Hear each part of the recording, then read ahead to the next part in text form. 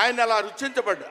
అటువంటి వ్యక్తి ఇన్ని అవమానాలు, ఇన్ని భయంకరమైన సిచ్యువేషన్ అంతా తిరగబడి ఈయన మినిస్టరా, ఈయన డిప్యూటీ సీఎం, ఇది ఆయన గొప్పతనం కాదు. This is also destiny. ఇదంతా ఆయన నమ్ముకున్నటువంటి పరమేశ్వరుడు లిఖించినటువంటి ఒక అద్భుతమైనటువంటి సిచ్యువేషన్ అయింది.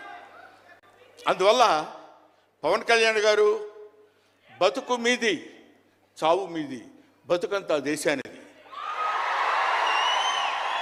అంతే. పుట్టుక మీది చావు మీది, ఈ రెండే మీవి. అలాగా తన ఎందుకండి ఆయనకి మేము ఎన్నోసార్లు చెప్పాం. మమ్మల్ని మామూలుగా, నేను పెద్దవాడిని కాబట్టి డైరెక్ట్గా తిట్టలేక చిన్న మందలింపించినది. ఎందుకంటే మనకి రాజకీయాలండి, ఎందుకండి నో. ఎప్పుడైతే మూర్ఖత్వం అనే పదం మనం వాడతాం, కానీ మూర్ఖత్వానికి ఇంకో పదం ఏంటంటే పట్టుదల. పట్టుదల ఉంటే ఏదైనా చేయగలం. నువ్వు నా దగ్గరికి రావద్దు సుమా, వెళ్ళు. పట్టుదల ఉంటే మనం ఏమైనా చేయగలం అని చెప్పడానికి మహానుభావులు ఎంతో మంది పట్టుదలతో పెరిగారు, పుట్టారు, పెరిగారు.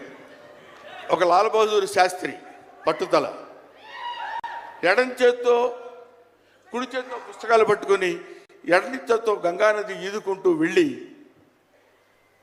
చదువుకున్నటువంటి దాదాసాహెబ్ ఫాల్కే అంబేద్కర్, ఆయన పట్టుదల. ఎంతమంది చెప్పినా వినకుండా నేను I want to know the truth అని చెప్పినటువంటి రమణ మహర్షి పట్టుదల, రామకృష్ణ పరమహంస పట్టుదల. వీళ్ళందరూ పట్టుదలతో పుట్టారు, పట్టుదలతో పెరిగారు కాబట్టే ఇవాటి వరకు ఇలా నిలబడగలిగారు.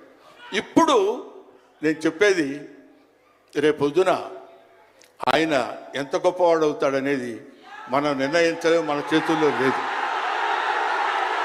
ఇవాళకి ఈ స్టేజ్కి వస్తాడని మనం అనుకోలేదు. ఇక తర్వాత ఏ శిఖరాలను అధిరోహించబోతున్నాడో అది ఆయన చేతుల్లో లేదు, మన చేతుల్లో లేదు. సకల సృష్టి స్థితి రేఖారుడైన భగవంతుడి చేతుల్లో ఉంది. కాబట్టి ఆ నిర్ణయించినటువంటి ఆ డెస్టినీని నమ్ముకొని వెళ్ళేటువంటి మనిషి కాబట్టి ఆ మహానుభావుడు ఇంకా ఇంకా ఇంకా ఎన్నో స్థితులకు వెళ్ళాలి, ఎన్నో స్థితులను అధిరోహించాలి అని మనం కోరుకుందాం. అధిరోహించి తీరుతాడు. అస్తు అస్తు అస్తు, శుభమస్తు.